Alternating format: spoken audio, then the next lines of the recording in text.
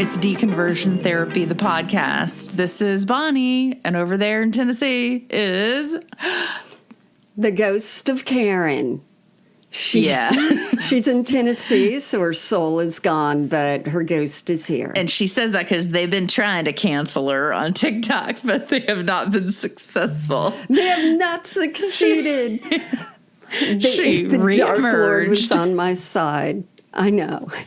I know. So I'll tell that story after we do our little housekeeping. Okay, so find Karen a lot on TikTok, and I know that because she's one of my friends on TikTok, one of the only ones. And so she comes up in my feed a lot. So you can find her on TikTok. And Instagram is big for happy, funny memes that have been stolen from places most of the time. And that's fine, too. Yet people love to argue the fucking memes. Oh, yeah. And I sort of get it, but then I'm just sort of like, just move on. But whatever. If arguing makes y'all happy and I steal a meme from somewhere that's missing a comma and ends up meaning, I don't know. Let me tell you. This is what we get in life for neither one of us having to have an office job, because whereas I have an office that I go to, I don't have to interact with any of the people in there because I'm a realtor. And so it's just my space where I can get shit done and close the door, but go into the bullpen when I want to. So there are no people like in the show The Office that are going to constantly annoy the shit out of you. So comments, Bonnie, I'm married. Yeah, I'll tell him you said that. Comments on social media, I feel like that is taken the place of the annoying office worker. And I mean, I had years of office jobs, especially and other places jobs where you couldn't escape the people. You know, right. There was one It's true. back when email was starting. I had a coworker who worked one desk up from me and one desk over on like an aisle. She would send me an email, then get up and come over and go, "Did you get the email I just sent you?" Yeah. My email's broken, Dolores. But the best part about the comments, you cannot read them. And I know that's hard. And I know you like to, because you like to. Well, yeah. You like to shut people down. And surface-wise, it's good for, like, interacting, for the algorithm and all that. But sometimes someone, like, it's a goofy meme and someone will go, actually, in the time of the gathering at Nicaea, doodly-doo-doo. And it's either something that drains the funny out of the whole internet. Yeah. Or it's something that you and I know, but they don't know us. And so I can't be like, we know. And I can't be like, oh my gosh. But at the same time, I think, we do attract people who have been in an arguing stage for a long time about religion.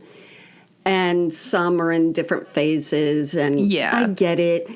As I'm older, I mean, I've always said my tombstone's going to say, well, actually, because that was definitely me. Like, well, actually, that was taken from whatever. And I'm trying really hard at that. So I'm probably angry at things I see in myself. So when I see someone, perfect, I'm like, I don't like that. No, I'm joking. So, but you made me like go off into a tangent in my own brain of like, my tombstone's going to say, can we all just be quiet so I can lay here for a minute? Just like, everybody just be quiet. I mean, this morning I got angry at my dog because she's up at 6:30 and I'm like, damn it. Yep. You eat at 7. You don't get to get up at 6:30 and scrape and tippity tap your toenails. I'm like, lay down. Like, I'm sorry. I love you. I know. That's one of ours. Forrest is absolutely just desperate for food. So I agree. Yes, I agree. I know. Okay. What? So briefly, the TikTok drama. Yeah. Oh, yeah. Y'all, pull up a chair because this is so dramatic. You're going to be riveted. This is not at all.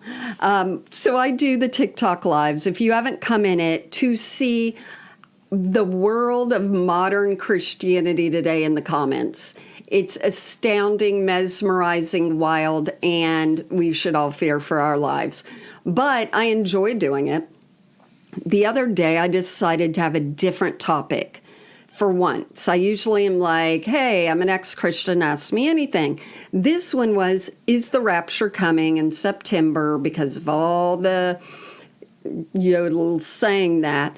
And I had gotten the scholarly information, which I had not known growing up, and was talking about it. And then I got reported for misinformation. Now, at that same time, there are lives going on fine and staying up there saying that the rapture is coming in September. Right. They aren't misinformation. Oh, yeah. The guy with the big whiteboard and he talks while he lays on his couch. His is up. Right. The other guy that's, It's so arbitrary because any human on TikTok, if you press that live button accidentally, which I did the first time, and I'm like, how come all of these people are happening and why are they all so varied and different? Anybody could scroll and find you and go, oh, I don't like this because I want my Lord and Savior represented, and boop, So. Exactly. So it's the first time that happened. I just appealed it while Bonnie was on a phone call, and they finally said, oh, it's been restored, even though I asked that a few days ago. Anyway, Dark Lord's on my side, and Dark Lord. Yeah, so I'll be back in the live seat. You don't seem to see the same lives I do, but somewhere along the line, I kept getting lives where people were taking pearls that had been cultured in oysters out of the slimy part. Yeah. And now those have stopped. I'm like, I don't think they've stopped doing it, but somehow my algorithm is like, oh, that's right. Perhaps instead you should like to see these people selling fake purses. And then I don't know. I've seen a bit of that too. Yeah. So my girlfriend put me on to something she watches when she's relaxing, and it's obviously filmed in Asia, and you just see the hands, pretty little nailed hands of a woman, and she's packing all these little tchotchke, tiny little beads and stuff for people. Yeah. And you're just mesmerized. She's like, I'm going to give you 3 of the little doggies. You're going to get one of the hearts. And I'm like, yeah, I'm lulled into whateverness. I do want to mention that we have relaunched, we're revamping. For those who haven't heard, because I say it, our newsletter, it's going to be newsier. It's going to come out whenever the hell it comes out, because something's happened one day and I see it and I'm going to send it to you. It's also, we lowered the price to it, the lowest price that Substack allows at $5 a month. It supports us, but it also keeps you in the know. And that is Deconversion Therapy. We should do a commercial. For ourselves. Yes. Our whole life is a commercial for ourselves. I know. It's what you got to do, people. Sad. All right. You want to read one of these spooky, scary Halloween letters? Yeah. So this person says it's okay to use their name. So their name's Ben. Hi, Ben. Ben. I hate Ben. Okay. Ben's story. It says, being of the devil. Good start. I wasn't allowed Halloween as a child or as a young adult, and I parroted that shit till I was blue in the face when I was young. However, one of my best friends had the only haunted house in the valley, which was so extensive it basically stayed up all year round. Oh, that's funny, because it reminds me of the year that your mom just kept the Christmas tree decorated and shoved it in the corner. Do you remember that? Probably. Yeah. No, Bonnie, there's a lot of scarred memories I have. They've all It wasn't the whole year. It was just scar part of the time. tissue on top of it. Yeah. No, but that was always my thing. I was always mortified. Like, why don't we have this Christmas tree down, within days? And my birthday's in January, so my mom's BS excuse was always, let's keep it up through your birthday. And I'm like, oh my God. Okay. You look celebratory, Bonnie. And guess what you get for your birthday? The chore of taking it down. Okay, so let's see. So it basically stayed up all year round. So by the time I had just turned 18, it had dawned on me that A, I wanted to try alcohol, and B, I wanted to actually go to a teen party. Thus, Halloween was the ideal. However, as a high school student with no money, how was I going to get a costume without anyone finding it in my room? Oh, God. Can you imagine? I don't know. You're a parent. I wouldn't rifle through my kid's room, especially, it sounds like Ben as a guy. I really don't, as a mom, want to do that. I discovered the cheapest homemade costume, a street jacket. Simply take 2 white shirts, cut the cuffs off one, the arms of the other, and sew those arms onto the cuffs. Wear backwards with buttons at your back. Wrap leather belts around chest, and bam, costume. My mother had a sewing machine, and all I needed was a deceptive spin. Oh, yes, Mom, I have to do an interior monologue speech for English class. I'm writing it about how secular society is so constraining. The straitjacket is a metaphor. It's devastatingly important to have the jacket, and don't you want me to get a good grade? Wow. Moms are dumb. That's perfect. Moms are stupid. She loves little Ben. My mother, bless her good evangelical blinders, didn't suspect a thing and produced it in a day or two. Oh, he had his mom do it for him. I thought he was using the sewing machine. This is how the devil works. Yeah. Okay, so I snuck it in my bag and went off to a party, had a great time having a drink for the first time, terrible pre-mixed canned blueberry vodka. How did he get his hands? Did he have people hold the drink at his mouth? That's a good one. Yeah. Furthermore, the irony of being a little closeted gay boy confined to wearing a straitjacket did not go unnoticed by my friends. That's good. Oh, that's funny. You know what? One year for Halloween, I was the flying nun. And that was fun. Oh, yeah, I do remember that. Those were wild times. Well, I was wondering about you two. How did you eat your candy on the way, the year? So for everyone who doesn't know, Bonnie and I did most of our Halloweens together when you were the garbage can. Because I don't know if you could use your hands then. That was a good, I was so impressed with yours. Mine was always, and Ben for the future, what is called the hobo. I don't feel it would be acceptable these days, but in those days, a hobo always had a stick with a cloth bag on it. Yeah, like a bandana. And freckles. I don't know why all hobos had freckles, but anyway. Your mom just had keep probably, it in your back pocket. Your mom had probably just watched an episode of Hee Haw and been inspired. That's exactly it. I know. I was always late with the outfits. Okay, here's mine. When I was a kid, we were super duper Southern Baptists, so the devil's holiday, aka Halloween, was a big no-no. Instead, everyone in the church dressed up, this is my favorite, as different characters from the Bible and held a fashion show sort of thing to show off our costumes. The idea was to strut down the runway, modestly of course, and have everyone try to guess who you were supposed to be. Oops. Every single little girl, including me, was always dressed up as Mary with a little baby doll Jesus, and I was always so pissed that people guessed my character so quickly. That's just a sad story, Rhonda. But here's the deal. They all would look alike. How would someone walk down and someone go, I mean, unless you're carrying your own severed head, how would people be like, oh, that's John, or that's I mean, they're all wearing sandals. Yeah, and they all ladies look the same. They got a beer. And ladies don't have too much of a choice. And everybody's just probably wearing a sheet blobbed around you so it looks like a robe. You know. Here's the deal. Yeah. If anyone is still in the church and they have one of those, Bonnie and I will give you $20 to go as Rahab, the sex worker in the Old Testament.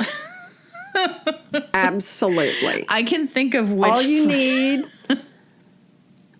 you just sort of need a robe with certain areas showing. Like you can do that crisscross across the booby doobs. Oh, so your under boob shows at church? Yeah, under boob, toga. And then sort of, I don't know, twirl like. What would they have? I don't know. I'm picturing $20. Okay. I'm picturing exactly which friend of ours would have gone as Jesus with the blood coming from the holes. I know exactly who that would be. There's so many. I'm not sure. I have no idea. But how many of them would have wanted to dress as Samson? Oh. That's the part. That's the thing. I'm going to be the hot, muscular guy. Oh, let me think. I'm going to, yeah. Anyway, you know what I should have also? $20 for anyone who goes from as someone who didn't get on the ark. Just sort of bloat yourself, paint yourself blue. Again, another. Okay, so this person says it's okay to use their name. Thank you, Mindy. It was the year 1999. I sat on my bed in my bedroom pondering the things a normal 9-year-old girl ponders. For example, which Backstreet Boy would fall in love with me? I tell you who it wasn't gonna be. Right. Which Bath and Body Works roll-on glitter I would use on my eyes tomorrow, etc. Mm-hmm. When my evangelical mom came into my bedroom with tears in her eyes, a book in her hands, and an important message from God on her heart. She sat down on the edge of my bed and handed me a book called She Said Yes and demanded that I read it. If you aren't familiar with the book, and I can tell you I'm not, because the only one I can remember is, Johnny. This book tells the completely fabricated story of the Columbine shooters grilling everyone about whether they believed in God. And this one lone girl stood up for Jesus, and they shot her. I asked why I had to read this, and my mom's answer floored me. This young lady, when held at gunpoint, still stood up and proclaimed her faith in Jesus Christ. Her faith never faltered. It is so important for you to do the same. If you are ever put in a situation, you must not be like Peter and deny Jesus as your Lord. There is no greater sin than denying Christ. You must say yes, even in the face of death. That's all her mom. She said this through tears. So I read the book. I had a panic attack and sobbed because I knew if a gunman ever asked me that question, I'd be like, LOL, no, who the fuck is Jesus? Right. Also, this was the point. I realized my mom cared more about a 2,000-year-old dead guy who she never met or even could prove to be real and not offending him than she cared about her daughter coming home from school one day. Now, as deconstructed adult with school-age children in the country with the most school shootings in the entire world, I couldn't fathom ever saying something like this to my children, let alone truly believing it. Shit is poison for the mind. Wow. All of that, I know we're here reading funny stories, but this is important where it's, why can't you say, no, I'm not a Christian, and then ask for forgiveness for that one sin? Why can't you be like, it's more important for me to live so I can have 50 more years of proclaiming God's gospel on earth, And the other thing, did the Columbine guys really ask that? I don't know. This writer says that it's totally fabricated, but that's an interesting thing to find out if it's true. I don't think it's true, because the last thing you're going to be thinking about when you're shooting is people's beliefs. I don't know. I would unless think it was so. snarky, And like, what do you think's going to happen to you now? You know, like, said it like Al Pacino. I'm going to go to heaven. I believe in Jesus. Right. Who knows? I remember when that book came out, though, and I'm mutuals on TikTok with someone. You can just put Zach, I think it's Z-A-K, who was at Columbine. And one of the videos he made was about how the immediate help was to take them, to church areas to get them out, to put them in churches when all this was happening. And then they pretty much got preached at about being Christians, like right off of the shooting that day. I'm like, oh, give them a fucking few minutes to just process. But anyway, it wasn't funny, but we appreciate you writing that story. It's not funny, but I like that you have some hindsight about it from a different point of view. And don't we have fucking a hindsight about everything? It's sort of difficult, but good. Yeah. I like to think that I would have the same adult reaction as a kid that I would have now, to say to somebody like you just said, can you give me a minute before you start with the preaching? But I wouldn't have. Yeah. In my mind, I would have. But I know that's not true. That's right. All right, I've got one here, and this person said not to read their name, which is very intriguing. It's always the promise that I like. I know. Hi, Bonnie and Karen. I've lived in Missouri my whole life. And that is why this person doesn't want their name read. I get it. So even though I've never been an evangelical, my church life was still fairly conservative. Sure. My grandparents were the only churchgoers in my extended family until I was a teenager. So the vast majority of my organized religion experience came through attending services with them. They never judged me, but I was smart enough to recognize early on that subjects that I was interested in, such as other religions, fantasy, and the paranormal, were generally frowned upon by the type of people at my grandparents' church.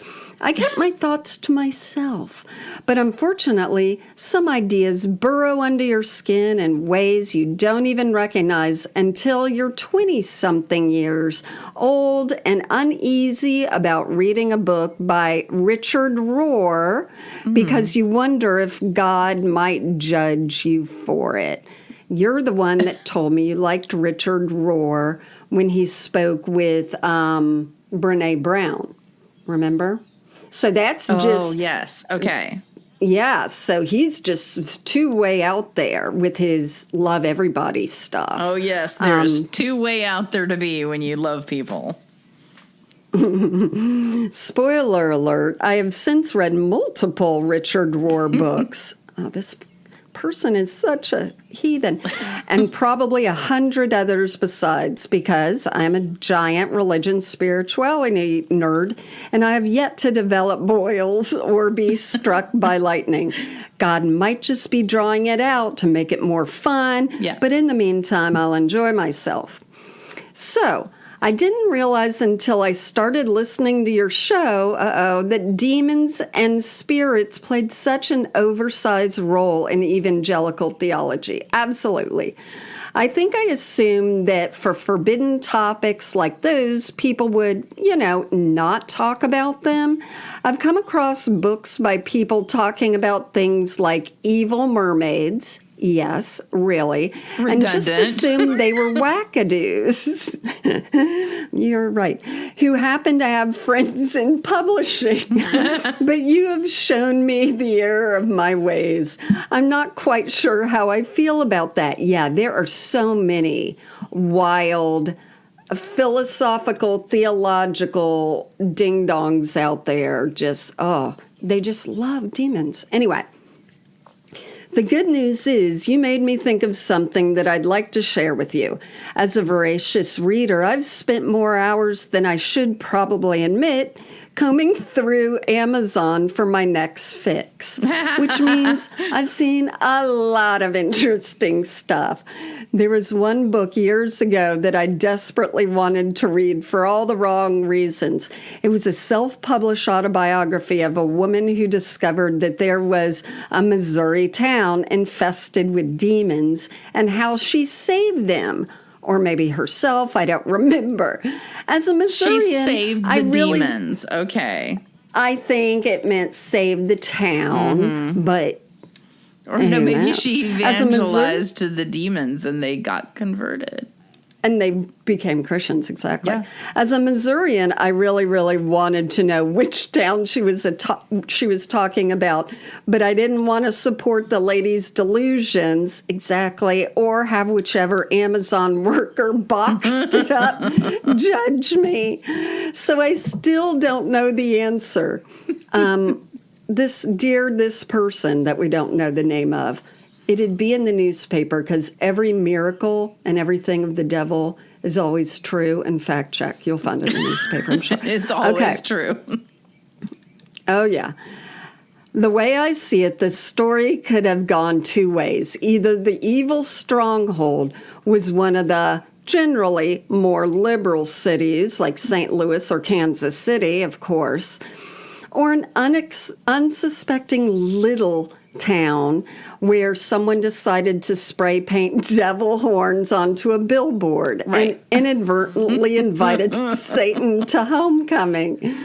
I can't remember either the title or the author of this book, but it still makes me laugh anytime I travel somewhere in the state, because every time I pass one of those city limit signs, I picture a little sign below it that says, quote, now entering demon country, maybe. Oh my gosh. I love, I wish we didn't have to sort of support the author by getting some of these books. Yeah. Because I'm curious too. But if we see it like at a library sale, maybe then it would be okay to purchase because the person's already made money initially. Well, let me tell you what this reminds me of, and you can tell me if it's appropriate to keep in the episode. But I think it's interesting. I always think anything that has to do with what makes people's big decisions like this come from religion is interesting. So a friend of mine was having a party. It was her birthday party, and it also happened to be something near Halloween. So I didn't want to dress up entirely, but I brought a little set of devil ears for her because I was like, oh, they're cute. Yeah. And she's like, thank you so much, but I'm not allowed to wear these because she was Jewish. And there was like a big thing about never wearing devil ears if you're Jewish. And I was like, that was so interesting to me. And then, of course, I felt bad. Like, well, great. Now I don't have any present to bring her to give her. And B, I've given her something she can't wear. Right, was culturally insult her. Fantastic. So the whole thing, the whole thing is, it isn't that they believe in Satan, it's because they were characterized as Satan. Right. In their lifetime. And so, they keep away from all that because of terrible people like Henry Ford and all those that perpetuated them as being the devil. So that's fun. And that's why, even some of the devil pictures would have like the big crooked nose was to infer that they're, that he's Jewish. And it's also why I got threatening letters the other day saying I'm Jewish and I'm taking down Christianity and I'm this and that because I am a Jew. And let me just announce to everyone, no, my big nose was, it was developed through Spaniards in Europe. And let me tell you this also, the Jews did not kill Jesus. So go hating on the real people who killed Jesus, the Italians. Oh, well, that's too much information for me to process. Thank you. It's true. This was a while ago, maybe 20 years ago, and I did learn something that night. I'm sure they never forgot it, and now they tell everyone. So I had this friend idiot. who's anti-Semitic. Oh, let me tell you, just so that I can shit on Florida. Sorry. Let's do it. A couple days ago, I was at an intersection. I look over, and there's one of those big metal boxes that contains cables and machines for various utilities, and somebody had drawn a swastika on it. And I was so pissed off. And I could feel my blood boiling. And so I took a picture of it, zoomed in, found out whose box it was. I called AT&T. The guy from AT&T couldn't have been nicer, but he had to follow protocol. So he's like, okay, can I get your name? Give him my name. Can I get your address? And I was like, well, you can have my address because I have my service with you. That's fine. And I thought, well, at least it's logging in who really calls. So then he starts saying, he goes, I need to read you a disclaimer about products and blah, blah, blah. And I said, you're not going to give me product information. You got to just take this, right? A swastika report. Yeah, and God. I felt so bad for him because he's like, okay, I understand. And so it tainted the rest of my day. The rest of my day, I had this pissed off energy. And even on a level of, okay, there's some idiot out there not thinking that other people are entitled to their lives and putting something hateful like that on a public box. But think about all the other stuff that happened because he did that.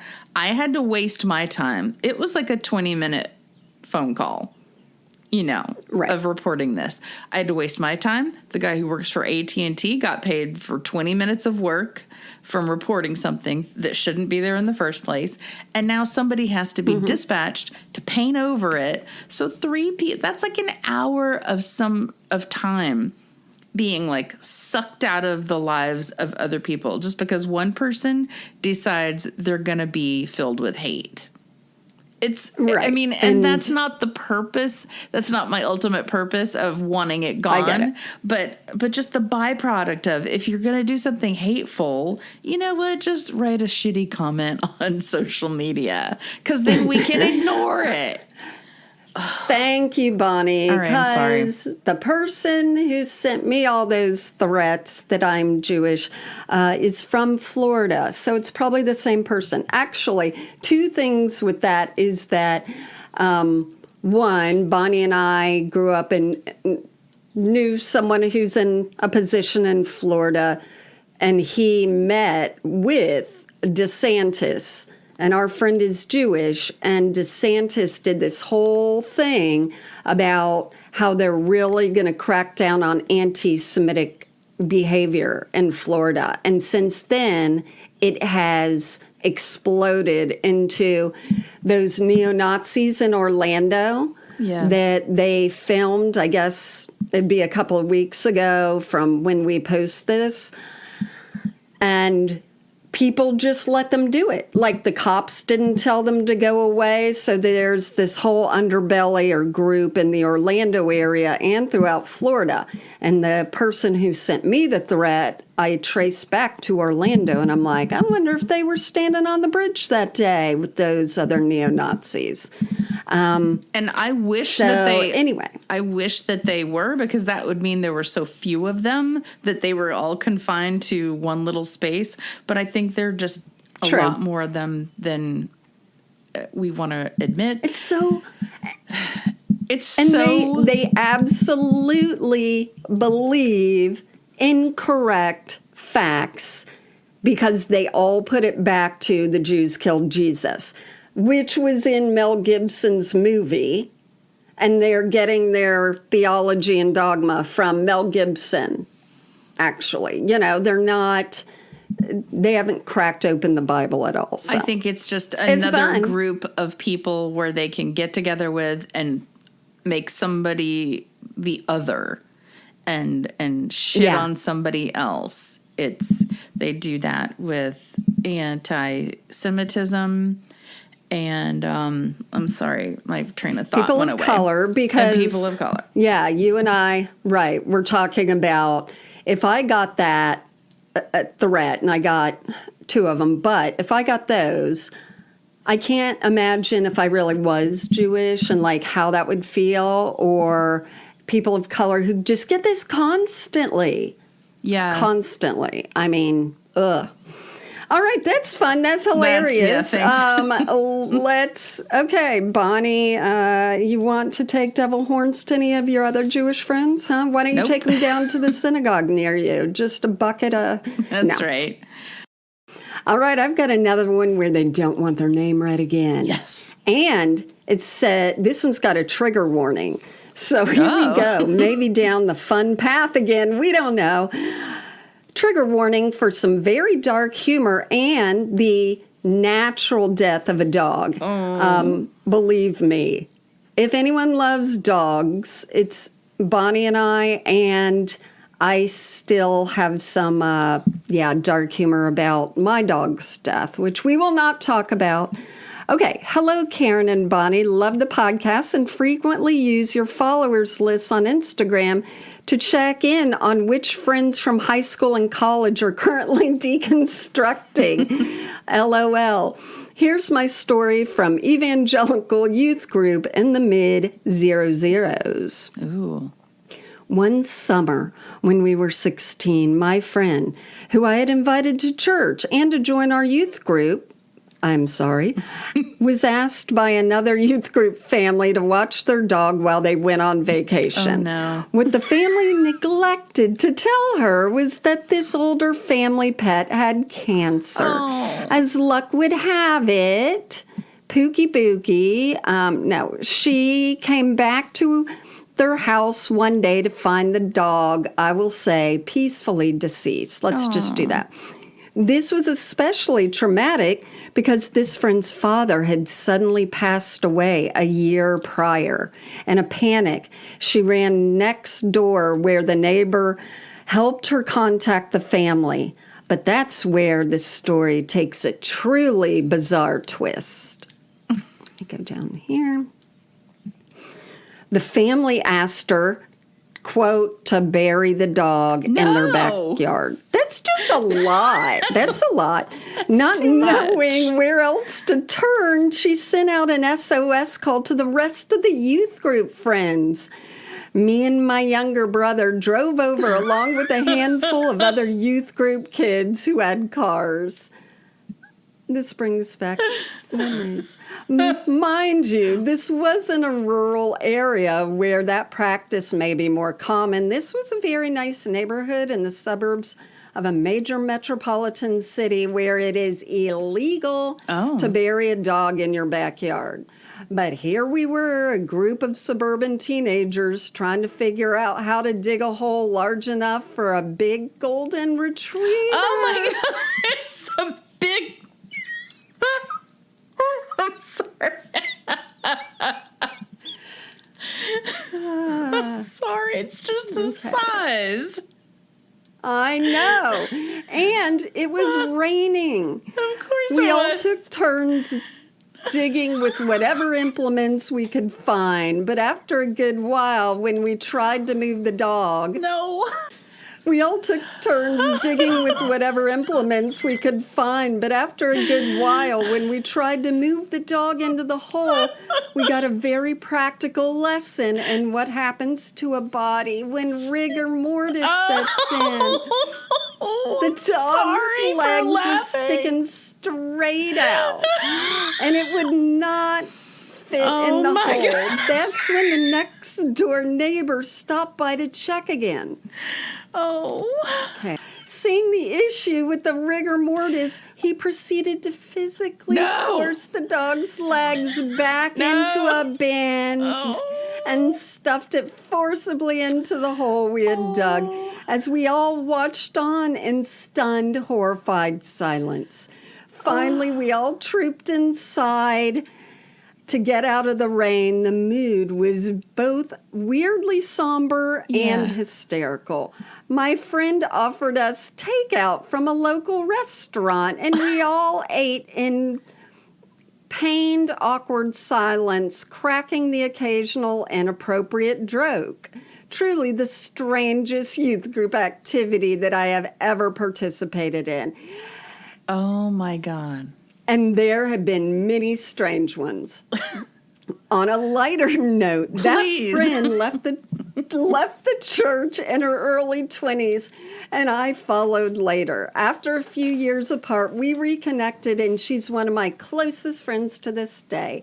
We still laugh hysterically when recounting the bizarre story and wonder about the sanity of the adults who asked her to bury a golden retriever illegally in their backyard a year after she had just lost her father. That's right. I don't know how to sign this off other than don't ask teenagers to bury your family dog, and thanks for the pod. I'm so glad that writer said that about the parents, because that's often one of the things that I find the most horrifying is some of the grown-ups we grew up with were just ill-advised and ill-equipped to raise children, much less deal with children of somebody else. And that can scar the hell out of you. And they would treat people as children who don't know anything, but then tell them to do adult things like this. Yeah. Which is crazy. So Bonnie and I, this is a good time to enjoy our dog situations. And I will not recount, which I have before, about the many dogs that were deceased in comical ways, but was horrifying. I've done that on a different podcast, but I'm going to talk about the one. I don't know if you remember this story, but it's one of my favorite stories, and maybe I have talked about it. We had a friend in high school who ended up being a male cheerleader, because male cheerleading was very cool, y'all, and if you didn't know that, fuck you. But he was a male cheerleader, and then he was recruited to the football team to be the kicker. And he left the cheerleaders and, they're doing a pyramid with a hole now and all falling because this person left the team mid-season and ended up being the kicker for the football team. And the cheerleading coach was furious at him. I just didn't like him anymore because of what he did. Well, she would bring her little dog to the football game, and it was, it was a tiny one. And he kicked a field goal, while she was walking her dog on the side where the goal post is, and the ball hit her dog. No. And the dog rolled over with all its legs stiff and straight up. Oh, my God. And just the one in a million thing. Then the dog, it was like stunned. After a while, it came out of it or whatever. But just oh my God. To go and kick a ball and hit the dog of your enemy nemesis was hilarious and sad. Dog is okay. I'm sure it's alive today. It was a million years ago. It's fine. Don't worry about it. Yeah, I'm sure. Oh my gosh. But that's an example of manifesting something, but not in the good way. Yeah. Don't get me started. Bonnie and I disagree. Okay. All right. I'm not even There's no disagreeing with facts. You're welcome. I just saw some manifesting lady, and she is like a triple billionaire, something like that. But she's like, one thing that I can tell when people are doing well and the money's flowing and all that, there's one physical indication you can have for that, and it's pooping. And she talked about when people don't poop, how they're often that it's you're clogged, whatever it is. And I've been thinking about that for days. Like, if I really, why have you been thinking about this every day? Because I'm like, is one an indicator or the other? If I take laxatives for days, well, then people be like, here, let's put $1 billion in the Deconversion Therapy Venmo. Here is significant wealth. Do you have one? Right. Wow. Or is it a natural thing that you cannot manipulate? Does the pooping come first, or does do the blessings come first? Anyway, I'm going to start a cult on that. Poop blessings. Okay. All right. Do you have one final one to end this marathon Lettersode? Yeah, maybe there will be no dead dogs referenced. Oh, God. Okay, let's see. This person says it is okay to use their name. So here we go. This is from Angela. Hi, Karen and Bonnie. I love listening to your show as it is a lighthearted and yet still informative podcast. Wow, we've informed you on a lot of shit today. I was raised in a trifecta of evangelical Christian denominations. I gave my heart to Jesus when I was 4 hours old after a Maranatha singers concert. Maranatha. Yeah. Maranatha. Yeah, I'm a heathen, I know. At my Foursquare church on the west coast of Canada. My parents moved us to Ontario when I was 9 hours old. Okay, this must be years, and I'm reading it incorrectly. We're going to do it years, y'all. Should I start over again? I think so. No, yes. That's the best part. Okay. We're going to, what if she meant decades? We don't know. We're going to. There's a conversion rate for hours that's metric, and I'm not getting it, that they have in Canada. Okay. Me and my siblings were enrolled in an ACE school, Fundamental Baptist, in the basement of the Pentecostal church that we attended. By attended, I mean Sunday school, morning and evening church with choir practice in between. Yep. Wednesday night Bible study and Friday night youth group. Oh, Friday night youth group. Wow. That's something we didn't do. They didn't even blend it in to the Wednesday. No, nope. No. We're going to take you on the night where you could be sinning the most, Friday night, and we're going to stick you in church. It's a good idea. That sort of makes sense. Yeah. Let's see. And of course, being the child of perfectionists, I didn't just attend, I led or taught in these gatherings. Anyway, one of my funny stories is when our youth group went to a sister church for a youth rally. The kind where all the youth groups in your district and your denomination, Pentecostal, gather together and it's a joint night of music, preaching, and games. Well, we were the performing worship team. I was the keyboardist and backup singer. We would drive to these rallies in a school bus with all of our musical equipment packed in the back of the bus, blocking the emergency exit. Ah, great, because you know who's going to save you? Jesus. After the night finished and we had packed up our gear into the back of the bus, we boarded and were on our way. Just to put this in context, it was the middle of winter, and we were in Ontario, Canada. Yikes. So it's cold. Our youth pastor, leader of the band and driver of the bus, was driving us home through a blizzard. We were driving in the middle of nowhere, and he saw lights on the right side of the road. Assuming that they were in their proper lane instead of crashed in the snowstorm, he pulled to the right and drove our school bus into a very deep ditch. Yeah. Everyone screamed and then realized the bus was laying on its side. Oh, my God. In a snowball. And we couldn't did not take the wheel. And we couldn't get out of the regular door. And we couldn't get out of the back door because of the music equipment. Right. You just hear all the tubas and oboes. Oh, gosh. The only option was the very small emergency window over one of the back seats. I remember being very concerned for our overweight friend as it didn't look like she would make it through that very small window. Yeah. After a lot of encouragement and pushing, we got her through for her to land in the snow outside the bus. When it was my turn, I made sure to throw my Bible out the window first before launching Save this first. There's no more Bibles in the world, so we've got to save this one. So throwing the Bible out first before launching myself into the snow. Oh, the fun times of traveling with a Christian youth group. Oh, my God.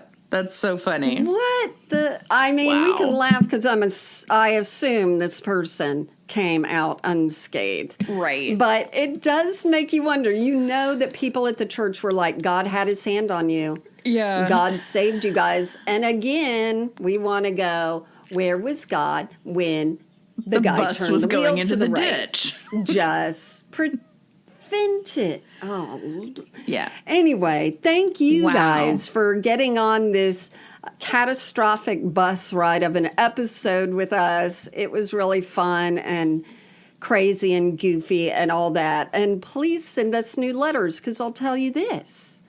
We're getting a few less letters. I'm going to advertise more to send your funny stories in.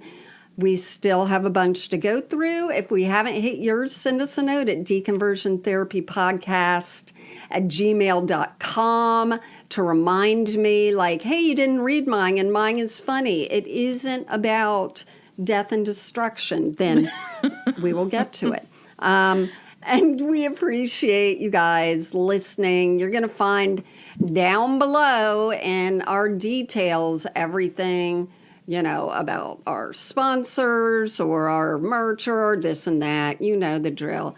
The main thing is, please rate and review us and then share us with your bestest friend. Oh, my goodness. goodness. We will be checking. Thanks for these stories. Send more, especially about parents in the church who are shitty. Thanks. Bonnie wants to hate on them. Yeah, I want to hear about women who were told they couldn't use tampons because it would make them not be virgins anymore. Okay, see goodbye. y'all. Have a great one. Don't be a chappelle. Goodbye.